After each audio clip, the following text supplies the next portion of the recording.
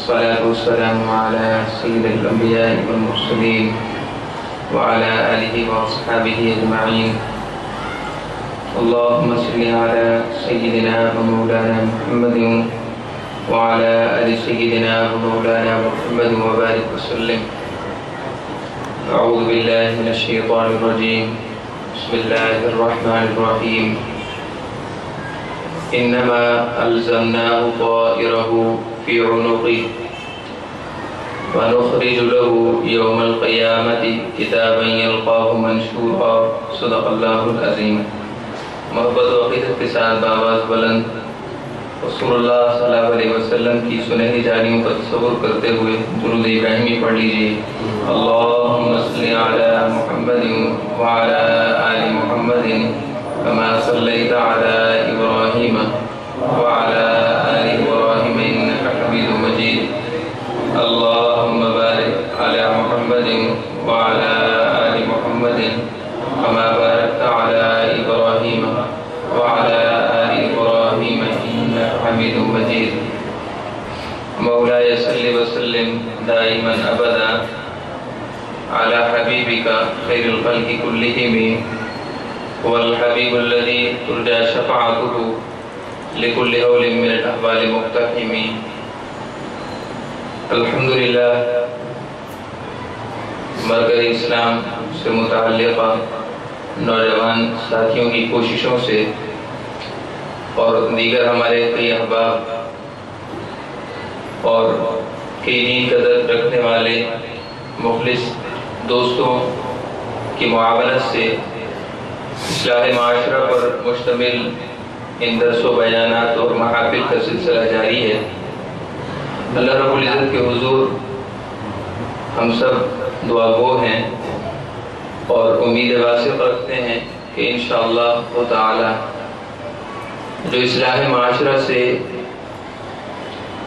متعلق اس تسلسل اور ان محافل کی شرکت کی صورت میں ان محافل میں شرکت کی صورت میں اور دیگر کئی معاملات میں معاونت کرتے ہیں. انشاءاللہ یہ سلسلہ یوں ہی کامیابی کے ساتھ جاری و ساری رہے گا اور جو ہمارے مقاصد ہیں انشاءاللہ ہم ان سے قریب تر ہوتے چلے جائیں گے. آج کا درس انتہائی اہمیت کا حامل ہے اور بالخصوص معاشرے میں ہونے والے مختلف ایسے معاملات جو کہ ہمارے دین کو ہمارے اعتقاد کو نقصان پہنچا رہے ہیں ان کی اصلاح کے حوالے سے بڑا قابل توجہ ہے. جیسا کہ میسج کے ذریعے آپ تک عنوان اور موضوع سے متعلق معلومات پہنچ چکی ہیں کہ آج کے درس کا عنوان ہے سفر کے مہینے کی برکت. سفر کی برکت. اس عنوان سے ہی ہم یہ ظاہر کرنا چاہتے ہیں کہ سفر المظفر کے ماہ مبارک میں ہمارے درمیان ایک طویل عرصے سے جو توہمات اور بدشگونیوں کا سلسلہ جاری ہے اس کا شریعت اور دین سے دور کا بھی واسطہ نہیں ہے. لیکن چونکہ ایک چیز جب آباء و اجداد سے چلی آ رہی ہو اور اس کا سلسلہ ایک طویل زمانے سے جاری ہو تو اس کو دور کرنا نہایت مشکل ہوتا ہے. خاص طور پر ہماری ماؤں اور بہنوں کے ذہن میں جو توہم بیٹھ جائے جو وسوسہ اور اندیشہ بیٹھ جائے تو اس کا نکالنا بہت ہی مشکل ہے. اور بالخصوص وہ مائیں بہنیں جو ضعیف العمری کا شکار ہیں بوڑھی ہیں اور پھر خاص طور پر دین سے نابلد ہیں اور شریعت سے ناواقف ہیں اور دین سے دور ہیں تو ان کے لیے ایسے معاملات سمجھنا اور سمجھانا نہایت مشکل معاملہ ہے. لیکن کوشش بہرحال جاری رکھنی چاہیے. یہ پیغام ہم آپ تک پہنچائیں گے, آپ یہ پیغام ہم تک پہنچائیں گے اور انشاءاللہ یہ تھوڑا بہت سلسلہ ہر سال جاری رہے تو بہت حد تک فرق پڑ جائے گا. پہلا ہم آپ کے سامنے ذکر کریں گے کہ ہمارا معاشرہ جن توہمات میں مبتلا ہے اور جن چیزوں سے ہم بدشگونی لیتے ہیں وہ چیرہ کون سی ہیں. خاص طور پر لوگ مخصوص جانوروں سے بھی بدشگونی لیتے ہیں، مخصوص جانوروں کو دیکھ لیں مخصوص حالت میں، مخصوص کیفیت میں، تو اس کو اپنے لیے برا سمجھتے ہیں، برا جانتے ہیں۔ مثال کے طور پر اگر صبح کے وقت مخصوص جانور کی آواز سن لیں، مثال کے طور پر کتے کی آواز سن لیں، تو اس کو اپنے لیے مصیبت کا اشارہ سمجھتے ہیں کہ خدا نخواستہ آج کوئی مصیبت آئی۔ اسی طرح صبح اگر گھر سے نکلیں اور سامنے سے بلی یا اس کے علاوہ کوئی جانور، خاص طور پر اگر اس کی رنگت سیاہ ہو، کالے رنگ کی بلی ہو، تو وہ آج کے دن کو اپنے لیے منحوس سمجھتے ہیں۔ اسی طرح بعض معاشروں میں اور بعض طبقات میں اگر صبح کے وقت مرغا آواز دے دے صبح کی نماز کے بعد یا اس کے آس پاس، تو بعض معاشروں میں اس کو اپنے لیے نحوست کی علامت سمجھا جاتا ہے۔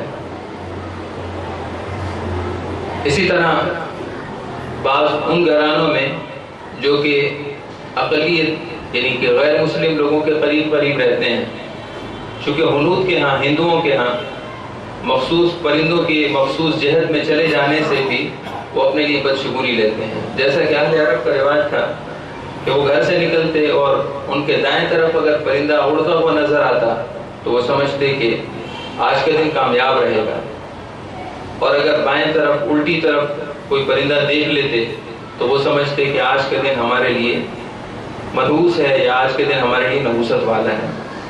اسی طرح بعض لوگ اب تک جانوروں کے حوالے سے سمجھتے ہیں، اور یہ ایک مشہور بات ہے کہ اگر صبح کے وقت گھر کے صحن میں کوا آ کر اپنی مخصوص آواز نکالے تو لوگ سمجھتے ہیں کہ آج ضرور کوئی مہمان آئے گا، حالانکہ شریعت میں اس چیز کا کوئی بھی ذکر نہیں ہے۔ اسی طرح بعض لوگ اپنے اعضاء کے مختلف حالتوں میں متغیر ہونے سے بھی بدشگونی لیتے ہیں کہ اگر مرد کی بائیں آنکھ الٹی آنکھ پھڑکنے لگے تو وہ سمجھتے ہیں آج کوئی مصیبت آئے گی۔ اسی طرح خواتین بھی سمجھتی ہیں کہ اگر ان کی دائیں آنکھ میں یہ پھڑپھڑاہٹ ہو تو وہ اپنے لیے مصیبت سمجھتی ہیں۔ اسی طرح بعض لوگ اپنے طور پر یہ سمجھتے ہیں کہ اگر دائیں ہاتھ میں خارش ہونے لگے تو اس کا مطلب یہ ہے کہ دولت حاصل ہوگی، اور اگر بائیں ہتھیلی پہ خارش ہو تو اس کا یہ مطلب سمجھتے ہیں کوئی نقصان ہوگا، کاروبار میں خسارہ آئے گا، حالانکہ شریعت اور دین سے ان چیزوں کا کوئی تعلق نہیں۔ بعض لوگ بعض وقتوں میں چھینک آنے پر بھی اپنے لیے بدشگونی لیتے ہیں۔ اگر جوتے پر جوتا آ جائے تو بعض لوگ یہ سمجھتے ہیں کہ یہ سفر اچھا نہیں ہے، باہر نکلے جوتے پر جوتا آ گیا، تو بعض معاشروں میں اس کو اپنے لیے نحوست والا سمجھا جاتا ہے۔ اسی طرح بعض لوگ یہ بھی سمجھتے ہیں کہ اگر رات کو یا شام کو گھر میں جھاڑو لگایا جائے تو یہ اچھا نہیں ہے، خاص طور پر خواتین کے اندر یہ چیز عام ہے کہ شام کو کچرا ہوگا، گھر میں صفائی ستھرائی کے لیے ضرورت ہوگی، اس کے باوجود جھاڑو نہ لگائیں گی اور نہ کسی کو لگانے دیں گے۔ اس کو اپنے لیے منحوس اور اپنے لیے نقصان دہ سمجھا جاتا ہے۔ اور بعض جاہل گھرانوں کے اندر، جاہل سے مراد جو دین سے لابلد ہیں، ان میں یہ سمجھا جاتا ہے کہ اگر شام کے وقت پڑوس سے یا کسی قریب سے نمک لے لیا جائے تو اس سے بھی نقصان آتا ہے، رزق میں کمی آتی ہے۔ اور یہ بات تو مشہور و معروف ہے کہ شام کے وقت ناخن نہیں کاٹنے چاہیے، حالانکہ شریعت میں ان چیزوں کا کوئی بھی ذکر نہیں ہے۔ یہ ہماری توہم پرستی ہے، ہماری اوہام پرستی ہے، ہمارے وسوسے ہیں اور خود ساختہ اندیشے ہیں جو باپ دادا سے چلے آ رہے ہیں۔ اسی طرح بعض لوگ حاملہ خواتین کہ سورج گرہن اور چاند گرہن پر ان کے لیے پابندیاں لگاتے ہیں، کمروں میں بند کر دیتے ہیں جب تک سورج گرہن ختم نہ ہو جائے، چاند گرہن ختم نہ ہو جائے، تب تک وہ ان کو گھر کے اندر محبوس رکھتے ہیں اور ان پر پابندی عائد کرتے ہیں کہ کسی برتن کو وہ ہاتھ نہ لگائیں، خاص طور پر کانچ کا برتن، اور اگر کانچ کا برتن ہاتھ سے ٹوٹ جائے تو قیامت ہے۔ مطلب یہ ہے کہ وہ سمجھتے ہیں کہ اگر ایسا ہو تو پیدا ہونے والا بچہ یا بچی اس کے جسم کا کوئی عضو کٹا ہوا ہوگا. حالانکہ شریعت میں یہ چیز، اس پر عقیدہ رکھنا یا اس کا توہم رکھنا یہ بدشگونی ہے، اور آپ صلی اللہ علیہ وسلم نے اس کو شرک کے قریب قرار دیا ہے. بعض لوگ عادات سے بھی بدشگونی لیتے ہیں. مخصوص قسم کا عدد، مثال کے طور پر 4 کا عدد ہے، لوگ اس کو منحوس سمجھتے ہیں. کسی بلڈنگ میں اگر فلیٹ لینا ہو، مکان لینا ہو، تو جہاں 4 کا عدد آئے تو اس کو اپنے لیے منحوس سمجھتے ہیں،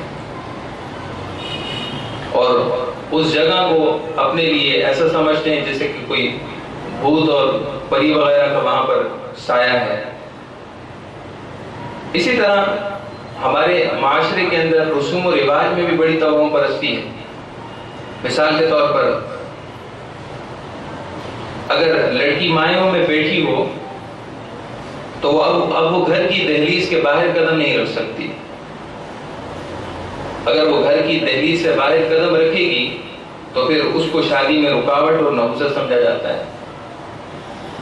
اور اسی طرح بعض گھرانوں میں یہ بھی خیال کیا جاتا ہے کہ دلہن اگر تیار ہونے کے لیے بیوٹی پارلر میں گئی ہے تو واپس گھر نہ آئے. اگر کسی وجہ سے گھر آنا پڑے تبھی وہ کوشش کرتے ہیں کہ گھر نہ آئے. جب کسی گھر میں میت ہو جائے تو اس کے گھر کے کسی بھی فرد کا شادی والے گھر میں جانا ممنوع قرار دیا جاتا ہے اور منحوس سمجھا جاتا ہے. اسی طرح شادی والے گھر میں جہاں شادی ہونی ہو، نکاح کا سلسلہ اور نکاح کی رسومات جاری ہوں، وہاں اگر کسی سے دودھ گر جائے، کسی بچے سے، ملازم سے، تو سمجھا جاتا ہے کہ اب کوئی نہ کوئی مصیبت آئے گی. خاص طور پر شیشے کا برتن ٹوٹ جائے تو اس کو اپنے لیے بہت بڑی مصیبت سمجھا جاتا ہے. اسی طرح بارات جا رہی ہو اور راستے میں کوئی میت آ جائے، کوئی جنازہ آ جائے، سمجھتے ہیں اب تو مصیبت ہے، یہ نکاح ٹھیک نہیں ہے، یہ رشتہ صحیح نہیں بیٹھا، یہ رشتہ اور یہ معاملہ اور یہ نسبت ٹھیک نہیں ہوئی، ورنہ تو راستے میں جنازہ کیوں ملتا ہے. اسی طرح کسی مردہ جانور کو دیکھ لیں تب بھی یہی تصور لیا جاتا ہے.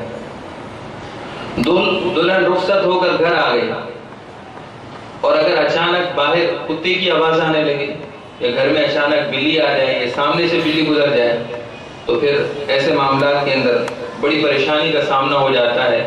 خاص طور پر خواتین کو، ان بیچاریوں کے لیے رات گزارنا مشکل ہو جاتا ہے. اسی طرح میت والے گھر میں 3 دن تک صفائی نہیں کی جاتی، اور اگر نکاح ہو جائے، شادی ہو، تو اس کے بعد دلہن میت والے گھر میں نہیں جا سکتی. اس کے علاوہ نہ جانے کتنی توہم پرستیاں ہمارے معاشرے کے اندر موجود ہیں. کوئی گھر سے باہر جا رہا ہو، بھائی اس کو پیچھے سے آواز نہ دو. کیوں بھائی؟ پیچھے سے آواز دیں گے تو کیا ہوگا؟ نقصان یہ ہوگا کہ اس کے کام میں ناکامی ہو جائے گی. استغفر اللہ العظیم. اسی طرح رات کے آخری پہر کوئی ڈر جائے تو اب بھائی کوئی مصیبت آ جائے گی. اس کے علاوہ بہت سی چیزیں ہیں جو ہمارے علم میں نہیں، جو ہمارے علم میں تھیں، جو ہم نے پڑھی، وہ آپ کو بیان کر دیں. اگر ہم اپنے گھروں میں جھانکیں تو نہ جانے کتنی چیزیں ہمارے سامنے آ سکتی ہیں. انہی بدشگونیوں میں سے ایک سب سے بڑی بدشگونی، بلکہ حقیقت میں بہت بڑا ظلم ہے، وہ ہمارا سفر کے مہینے کے ساتھ ہے. حالانکہ قصور سارے ہمارے ہیں، گناہ ہمارے، اور گناہوں کی وجہ سے پریشانیاں ہماری ہاتھوں کی کمائی ہیں، لیکن ہم سارے کا سارا الزام اس ماہ سفر پر ٹھہراتے ہیں. وہ سفر جس کو علماء کرام سفر الخیر کہتے ہیں، یعنی خیر کا سفر ہے، یہ بھلائی کا سفر ہے، جس کو علماء کرام سفر المظفر کہتے ہیں. مظفر عربی زبان کا لفظ ہے، اس کا مطلب کامیاب. یہ ماہ تو وہ ہے جس میں اگر انسان بدشگونی نہ لے بلکہ خوش شگونی لے. اس ماہ مبارک کو اللہ کے مہینوں میں سے ایک مہینہ سمجھے اور بجائے توہمات اور اندیشوں میں پڑنے کے اور بجائے مصیبتوں اور آفات کو اس ماہ مبارک میں سمجھنے کے، برکتوں کا سمجھ کر عبادت کرے تو یقیناً اس اچھی شگون کی وجہ سے اس کے لیے مہینہ کامیابی اور کامرانی کا زاویہ ہو سکتا ہے. لیکن کیا کیا جائے؟ ہمارے اس معاشرے کی بگڑتے ہوئے معاملات کو اور بگڑتے ہوئے رسوم و رواج کو کہ بار بار سمجھانے کے باوجود، بار بار کہنے کے باوجود سفر المظفر کے ماہ مبارک کو آفات اور مصیبتوں کا گڑھ قرار دیا جاتا ہے۔ اور حیرانی اس بات پر ہوتی ہے کہ ماہ سفر میں یہ بات زبانی قرار کرتے ہیں کہ کوئی اس کی نحوست نہیں ہے، لیکن پھر بھی ہم سے چنوں کی وہ رسومات نہیں چھوٹی، اب تک گھروں میں چنے بنائے جاتے ہیں۔ خاص طور پر 13 دن گزرنے پر تو وہ لوگ یہ سمجھتے ہیں کہ مصیبت کے منہ سے نکل آئے ہیں، حالانکہ ایسا کچھ نہیں ہے۔ سارے دن اللہ کے ہیں، سارے مہینے اللہ کے ہیں، زمانے اللہ نے پیدا کیے ہیں۔ اگر ہم پر کوئی پریشانی آتی ہے وہ اللہ کے امر سے آتی ہے۔ اگر پریشانی ہمارے مقدر میں ہوگی تو وہ سفر تو کیا، وہ تو ربیع الاول میں بھی آ سکتی ہے۔ اگر تو تکلیف، موت اور حادثہ ہمارے نصیب اور مقدر میں ہے تو وہ رمضان مبارک میں بھی آ سکتا ہے۔ اور اگر خیر اور بھلائی ہمارے نصیب میں لکھ دی گئی ہے تو وہ سفر کے 13ویں دن بھی آ سکتی ہے، وہ سفر کے پہلے دن بھی آ سکتی ہے۔ کیا آپ سوچئے، کیا سفر کے مہینے میں لوگوں کو خوشیاں نہیں ملتی؟ لوگوں کے ہاں بچوں کی ولادت نہیں ہوتی؟ کیا لوگوں کے سودے نہیں ہوتے؟ کیا لوگ مر جاتے ہیں؟ ہر کوئی اپنی زندگی گزارتا ہے، صرف انسان توہم پرستی کی بنیاد پر اپنے آپ خود پریشان ہوتا ہے۔ محترم دوستو، آپ یہ بات یقین کے ساتھ سن لیجئے اور یاد رکھ لیجئے کہ انسان جس چیز کے بارے میں جو کچھ سمجھتا ہے اس کو لگتا ہے کہ ویسے ہی ہو رہا ہے، حالانکہ ویسے ہو رہا نہیں ہوتا، وہ معمول کے مطابق زندگی میں ویسے ہی ہوتا ہے۔ لیکن انسان چونکہ سمجھتا ہے، ایک ذہن میں پوائنٹ بنا لیتا ہے کہ بھئی ایسا ہوتا ہے، پھر اس کو لگتا ہے ایسا ہوتا ہے، اور جو کچھ وہ سمجھنے لگتا ہے اس کو لگتا ہے کہ میں اگر اس کے بارے میں دوسرا رخ اپناؤں اور دوسری سوچ سوچوں تو اس کے برعکس کام وہی ہو رہا ہے جس کا مجھے ڈر ہے۔ ان چیزوں سے رسول اللہ صلی اللہ علیہ وسلم نے منع کیا ہے، اور یہ کوئی آج کی بات نہیں ہے، یہ تو قدیم جاہلیت کے زمانے سے اس طرح کے رسوم و رواج تھے۔ مثال کے طور پر رسول اللہ صلی اللہ علیہ وسلم کی احادیث جو اس بارے میں وارد ہوئی ہیں وہ اسی وجہ سے ہیں۔ نبی کریم صلی اللہ علیہ وسلم کے زمانہ اقدس میں لوگ بیمار کو منحوس سمجھتے تھے، کوئی بھی بیماری ہو بیمار کو اس قدر منحوس سمجھتے تھے اور نحوست والا سمجھتے تھے کہ اس کے قریب اس کو دوا پلانے کے لیے نہیں آتے تھے، اور کہتے تھے کہ اس کی بیماری اڑ کر ہمیں لگ جائے گی۔ نبی کریم صلی اللہ علیہ وسلم نے ارشاد فرمایا، لا عدوى، یہ بیماری اڑ کر نہیں لگتی، اللہ کا حکم ہوتا ہے تو اس کو بیماری لگ جاتی ہے۔ اگر بیماریاں اڑ کر لگتی تو آپ نے فرمایا وہ جو پہلا بیمار ہوا ہے اس کو کہاں سے اڑ کر لگی ہے؟ اس کو اگر اڑ کر لگی ہے تو وہ جو پہلا خود سے بیمار ہوا اس کو کہاں سے اڑ کر لگی؟ نبی کریم صلی اللہ علیہ وسلم نے ارشاد فرمایا، لا عدوى، لا عدوى، یہ بیماری کا اڑ کر لگنا اس کی کوئی حقیقت نہیں۔ اسی طرح وہ لوگ یہ سمجھتے تھے کہ جب انسان قبر میں چلا جاتا ہے اور اس کی نعش، اس کا جسم بوسیدہ ہو جاتا ہے تو اس کی ہڈیاں ایک پرندہ بن جاتی ہیں جس کو وہ ہاما کہتے تھے۔ وہ پرندہ پھر ہاما بن کر قبر سے اڑتا ہے اور قبرستان میں رہتا ہے وہ پرندہ۔ جو کوئی قبرستان سے گزرتا ہے تو وہ ہاما نامی پرندہ شیطان کی شکل میں اس کو کبھی مار دیتا ہے، کبھی نقصان دیتا ہے۔ آپ صلی اللہ علیہ، جس کو ہمارے ہاں بدرو کہا جاتا ہے۔ یہ تصور کوئی آج کا نہیں ہے، یہ تصور ہندوؤں کا آج سے پہلے بھی تھا۔ اس کو وہ بدرو کہتے ہیں، اس کو وہ ہاما کہتے ہیں۔ آپ صلی اللہ علیہ وسلم نے ارشاد فرمایا، ولا ہامتا، کوئی بدرو کی حقیقت نہیں ہے۔ اللہ تعالیٰ نے جس جسم میں روح ڈالی ہے، جب مرتے وقت اس کی روح نکلتی ہے، نیکوکار ہے تو اعلیٰ علیین میں اس کی روح رہتی ہے، اور اگر بد ہے، برا ہے تو وہ اسفل السافلین میں رہتی ہے۔ ایسا نہیں کہ اس کو آزادی ہو جاتی ہے کہ وہ جس کو چاہے ڈرائے پھرے، ایسا کچھ نہیں ہے۔ اور ہندوؤں کا یہ عقیدہ ہے کہ جسم سے روح نکل کر دوسرے جسم میں آ جاتی ہے۔ آپ نے ارشاد فرمایا، لا ہامتا، بدروح کی ہاما کی کوئی حقیقت نہیں ہے۔ ولا سفر، حدیث پاک کے لفظ ہیں، صحیح مسلم شریف، صحیح بخاری میں بھی ہے۔ آپ صلی اللہ علیہ وسلم نے فرمایا، سفر کی نحوست کچھ نہیں۔ یہ ہندوؤں کا عقیدہ تھا، سفر کو اپنے لیے منحوس سمجھتے تھے. وہ سفر کے مہینے میں سفر پر نہیں جاتے تھے. اس ماہ مبارک میں کوئی کام شروع نہیں کرتے تھے، رشتے طے نہیں کرتے تھے، کوئی نیا سلسلہ شروع کرنا ہو وہ نہیں کرتے تھے، اس لیے کہ وہ اس مہینے میں یہ سمجھتے تھے کہ مصیبتیں اترتی ہیں، کہیں ایسا نہ ہو کہ ہمارے کام میں رکاوٹ آ جائے. نبی کریم صلی اللہ علیہ وسلم نے لا سفر فرما کر اس کی تردید فرمائی. اب حدیث پاک کے لفظ بغور سنیے اور ان ماؤں بہنوں تک بھی پہنچائیے جو نہ جانے کن توہمات میں مبتلا ہیں. اس وقت مغرب یعنی یورپ جتنے یہودی اور عیسائی ہیں وہ سارے توہمات میں مبتلا ہو چکے ہیں. آپ کو شاید خبر نہیں ہے کہ ہندو ہوں یا عیسائی ہوں یا یہودی ہوں، سارے کے سارے توہمات کی زد میں ہیں. اپنے طور پر ایک چیز سمجھ لی اور پھر اسے بچنے کی کوشش کرتے ہیں، کہیں ایسا نہ ہو جائے، کہیں ایسا نہ ہو جائے، کہیں ویسا نہ ہو جائے.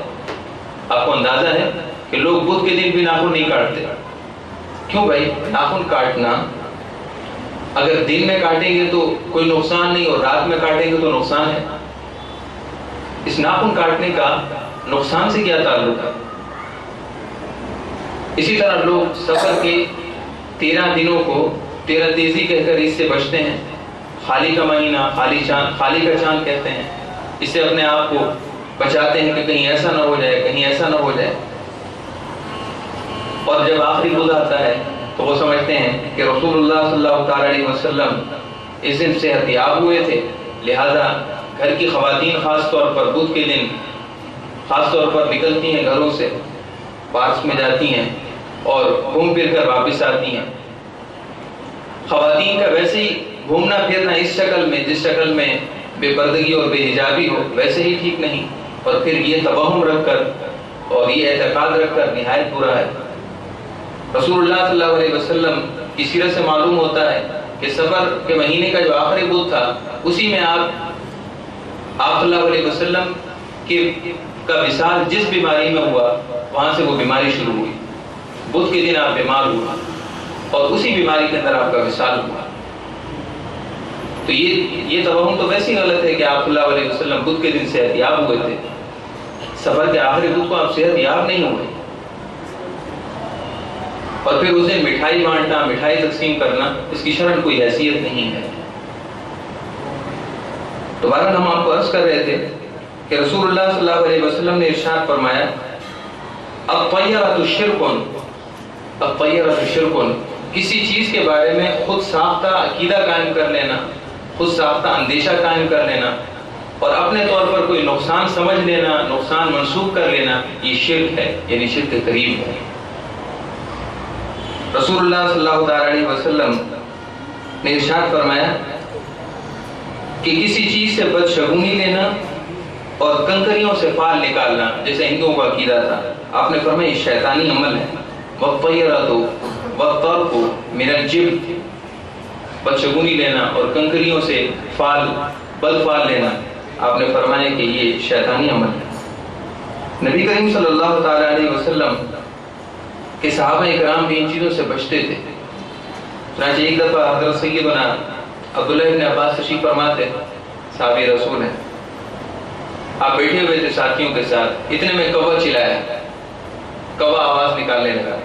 تو آپ کے ساتھ جو بیٹھے ہوئے تھے ان میں سے ایک شخص نے کہا کہ یہ تو خیر اور بھلائی کی علامت ہے، آج تو کوئی بھلائی ملے گی ہمیں. سیدنا عبداللہ ابن عباس نے فرمایا ما عند ھذا لا خیر ولا شر، آپ نے فرمایا اس چیز میں کیا خیر اور شر ہے، کبا ہے، وہ چہچہایا ہے، اپنی آواز نکالی ہے اللہ کے حکم سے، اس میں کیا خیر اور بھلائی ہے. خیر اور بھلائی تو انسان کے عمل میں، اچھا عمل کرے اچھا پائے گا، برا عمل کرے برا پائے گا. ایک دفعہ حضرت سیدنا طاؤوس رحمۃ اللہ علیہ تابعین میں سے ہیں، یہ سفر میں تھے. دوران سفر اچانک سے ایک کبر چلانے لگا، اپنی آواز نکالنے لگا. تو آپ کے ساتھیوں میں جو سفر کر رہے تھے ان میں سے ایک نے کہا یہ خیر اور بھلائی کی علامت ہے. سیدنا طاؤوس رحمۃ اللہ علیہ بہت ناراض ہوئے. آپ نے فرمایا کیا پرندوں میں خیر رکھی ہے، کیا پرندوں کی آواز میں بھلائی رکھی ہے، جاؤ مجھ سے الگ ہو جاؤ، میں تمہارے ساتھ سفر ہی نہیں کرتا. سیدنا امام زین العابدین تھے رضی اللہ تعالیٰ عنہ. آپ مدینہ المنورہ سے آپ سفر کے لیے نکلے تو اس وقت چاند عقرب میں تھا. ابھی بات قابل توجہ ہے کہ آج کل لوگ ستارہ پرستی میں مبتلا ہو گئے ہیں. آج کا دن کیسا رہے گا، یہ ہفتہ کیسا رہے گا، مختلف میگزین میں اس طرح کے عنوان سے رسائل چھپتے ہیں اور عنوانات چھپتے ہیں، سرخیاں چھپتی ہیں. آپ کا برج عقرب ہے یا آپ کا برج اسد ہے یا آپ کا فلاں برج ہے، فلاں ستارہ ہے، تو آپ اس میں پڑھ لیں کہ یہ ہفتہ آپ کے لیے کیسا رہے گا. نبی کریم صلی اللہ علیہ وسلم کی احادیث ہیں کہ اگر ستاروں پر عقیدہ رکھا جائے تو یہ شرک ہے، کیونکہ انسان انہی پر سارا دار و مدار رکھے گا، عمل ہی نہیں کرے گا. وہ بولے گا اس ہفتے تو نقصان ہی ہوگا. اس کالم نگار نے لکھ دیا کہ یہ ہفتہ آپ کے لیے اچھا نہیں رہے گا، وہ گھر میں بیٹھ جائے گا. کیوں بھائی باہر کیوں نہیں نکلتے؟ جی کالم میں پڑھا ہے، میگزین میں پڑھا ہے کہ چونکہ میرا برج عقرب ہے لہٰذا یہ ہفتہ میرے لیے اچھا نہیں ہے. کاروبار نہیں کرنا، سفر نہیں کرنا، اللہ پر بھروسہ ہی نہیں ہے. اس لیے علماء کرام ارشاد فرماتے ہیں جس میں توہم پرستی ہوگی، جو مختلف چیزوں سے بدشگونی لے گا، اس کا اللہ تعالی سے تعلق ٹوٹ جائے گا. اس کا تعلق سارا اسباب سے جڑا ہے، مختلف چیزوں سے مختلف چیزیں اپنے لیے سمجھ لیتا ہے. یہ ہے تو یہ ہو جائے گا اور وہ ہوتے یہ ہو جائے گا، بس اسی میں پڑا رہتا ہے. پر آپ اندازہ فرمائیے کہ ہمارے اس عمل اور اس اعتقاد کی خرابی اس بات پر آپ دیکھیں کہ ہم نماز وغیرہ نہیں پڑھتے لیکن ان توہم پرستی میں سب سے آگے ہیں. اب وہ خاتون جس کو گھر کے اندر سورج گرہن یا چاند گرہن پر محفوظ کر رکھا ہے، اس کو پڑھنے وڑھنے کو کچھ نہیں کہیں گے کہ آپ اللہ کا ذکر کریں، آپ درود شریف پڑھیں، آپ سبحان اللہ کا ورد کریں. نہیں، آپ کمرے میں بند رہو، بس سورج گرہن چاند گرہن ختم ہو جائے پھر مصیبت ٹل جائے گی. اس بیچارے سورج کیا قصور، چاند کا کیا قصور؟ وہ تو اللہ کے امر کا پابند ہے، وہ تو اللہ کے حکم کا پابند ہے کہ اس کو گرہن کا حکم ہوا تو گرہن لگ گیا. لیکن ایک انسان اللہ تعالی کے تعلق سے اس قدر ہٹ گیا ہے کہ ان چیزوں پر اس کو اعتماد اور بھروسہ ہے. رسول اللہ صلی اللہ علیہ وسلم امام زین العابدین اس وقت چاند برج عقرب میں تھا، یعنی یہ اب ستاروں کا سلسلہ ہے. تو جب چاند برج عقرب میں ہوتا ہے تو وہ خوب چمکتا ہے. سیدنا امام زین العابدین سفر کے لیے نکلے تو ایک شخص بیٹھے ہوئے تھے جن کا نام تھا ابن عبد الحکیم. تو وہ کہنے لگے کہ میں نے دل میں سوچا ان کا سفر اچھا تو نہیں ہے، برج عقرب میں چاند ہے اور اس وقت سفر اچھا نہیں ہوتا. تو میں اپنے دل میں یہ سوچنے لگا. اتنے میں آپ گھر سے نکلے تو میں نے کہہ دیا، اے خلیفۃ المؤمنین، آپ سفر پر جا رہے ہیں اور چاند برج عقرب میں ہے. سیدنا امام زین العابدین نے فرمایا کہ دیکھو سنو، انا لا نخرج بشمس ولا بقمر ولكننا نخرج بالله الواحد القهار. ہم کوئی سورج پر بھروسہ کر کے نہیں نکلتے، نہ ہم چاند پر بھروسہ کر کے نکلتے ہیں. ہمارا بھروسہ تو اللہ پر ہوتا ہے جو واحد اور قہار ہے. اسی کے فیصلے چلتے ہیں، اسی کا امر چلتا ہے. اگر اس کا امر ہو جائے تو سفر تو کیا ربیع الاول اور رمضان ہی کیوں نہ ہو، انسان کے لیے موت کا فیصلہ ہو تو موت آ جاتی ہے. کاروبار میں نقصان ہونا ہو تو نقصان ہو جاتا ہے. اگر انسان کو مختلف رکاوٹیں آنی ہو تو آ جاتی ہیں. اور اگر اللہ کا امر نہ ہو، اللہ کا امر دوسرا ہو، خوشی کا ہو، مہربانی کا ہو، رحمت کا ہو، تو پھر خواہ محرم سفر المظفر کی 13 تاریخ ہی کیوں نہ ہو، پہلی تاریخ ہی کیوں نہ ہو، اور ان 13 دنوں میں کوئی دن نہ ہو، اللہ رب العزت رحمتیں دیتا ہے تو اس کو روکنے والا کوئی نہیں ہے. اس لیے رسول اللہ صلی اللہ علیہ وسلم نے ارشاد فرمایا کہ اللہ پر بھروسہ کیا کرو، اللہ پر بھروسہ کرو.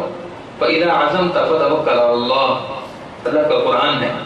جب کسی کام کا ارادہ کرتے ہو تو پھر اللہ پر بھروسہ کرتے ہو، کام کر لیا کرو.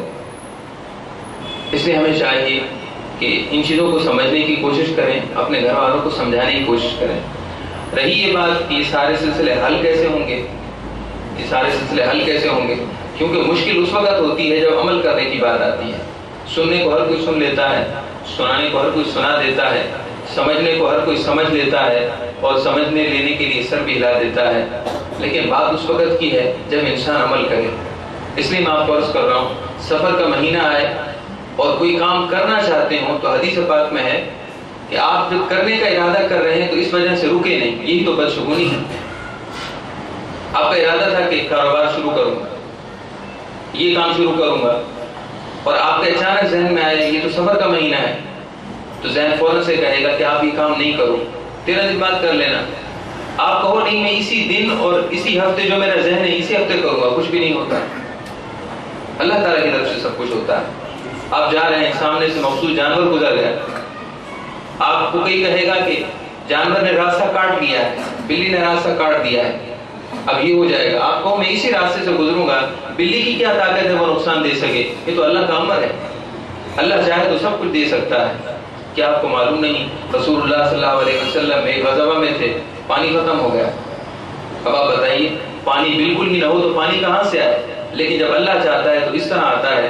آپ صلی اللہ تعالیٰ علیہ وسلم نے تھوڑے سے پانی میں جو چلو بھر تھا اپنے دست مبارک رکھ دیے اور آپ کے مبارک ہاتھوں کی انگلیوں کے درمیان میں سے پانی بہنے لگا، اور 1400 صحابہ اکرام نے صرف چلو بھر پانی، 1400 صحابہ اکرام نے وہ مبارک پانی نوش کر کے آپ صلی اللہ تعالیٰ علیہ وسلم کے معجزے سے بہریاب ہوئے۔ اللہ کا امر ہوتا ہے تو ایسا ہوتا ہے۔ حضرت سیدنا رسول اللہ صلی اللہ علیہ وسلم کی والدہ آپ کی دائی سیدہ ام ایمن مکہ المبارک سے سفر کیا، مکہ المبارک سے سفر کیا، راستے میں ان کے پاس کوئی سامان نہیں تھا، نہ کھانے کا نہ پینے کا، 8 دن کا سفر تھا۔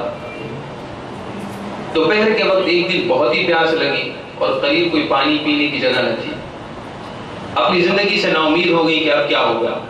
آپ فرماتی اتنے میں نے آسمان سے دیکھا کہ پانی کا ایک برتن ایک سفید رسی کے ساتھ بندھا ہوا نیچے آیا۔ آپ فرماتی میں نے پکڑا اور اس میں سے پانی پیا، اور اس کے بعد جیسے ہی میں پیٹ بھر کے پانی پی لیا وہ برتن غائب ہو گیا۔ آپ فرماتی وہ پانی اتنا برکت بھرا تھا اس کے بعد کبھی بھی مجھے پانی کی پیاس نہیں لگتی۔ آپ فرماتی ہیں سخت گرمی کے دنوں میں روزہ رکھتی تھی، لوگ پیاس سے بےتاب ہوتے تھے لیکن مجھے کچھ پتا نہ ہوتا۔ اللہ کا امر غالب ہے، واللہ غالب علی امرہ ولکن اکثر الناس لا یعلمون۔ اللہ کا امر غالب ہے، نہ یہ جانور کچھ کرتے ہیں، نہ سورج اور چاند میں کوئی تاثیر ہوتی ہے، نہ ہی یہ ستارے انسان کی قسمتوں کو بدلتے ہیں، نہ ہی انسان کے لیے یہ مختلف ماہ انسان کی قسمتوں کو سنوارنے یا بگاڑنے کا سبب ہوتے ہیں۔ انسان کا عمل سب کچھ ہے۔ آئیے قرآن پاک کی ایک آخری آیت کا ترجمہ سن کر اپنے لیے یہ مصمم ارادہ کریں کہ اللہ ہی پر بھروسہ کریں۔ اللہ تعالیٰ نے ارشاد فرمایا کل انسان الزمناہ طائرہ، ہر ایک کی قسمت، ہر ایک کا نصیب اس کے پیدا ہوتے ہی ہم نے اس کے گلے میں رکھ دیا ہے۔ انسان جیسے ہی پیدا ہوتا ہے الزمناہ طائرہ فی عنقہ، اس کا نصیب، اس کا مقدر، اس کا حصہ، اس کی خوشی، اس کا غم، اس کے دکھ، اس کی تفریحات، اس کے سارے معاملات وہ ہم اس کے ساتھ رکھ دیتے ہیں۔ اب خواہ سفر کا مہینہ ہو یا محرم کا مہینہ ہو، خواہ کوئی دن ہو یا کوئی رات ہو، خواہ وہ ناخن کاٹے نہ کاٹے، جو کچھ نصیب اور مقدر میں لکھا ہے وہ ہو کر رہے گا۔ اللہ تعالیٰ ہم سب کو تقدیر پر ایمان رکھنے، اللہ کے امر پر یقین رکھنے اور ہمیشہ اسلام کے مطابق زندگی گزارنے کی توفیق عطا فرمائے۔ وما علینا الا البلاغ المبین۔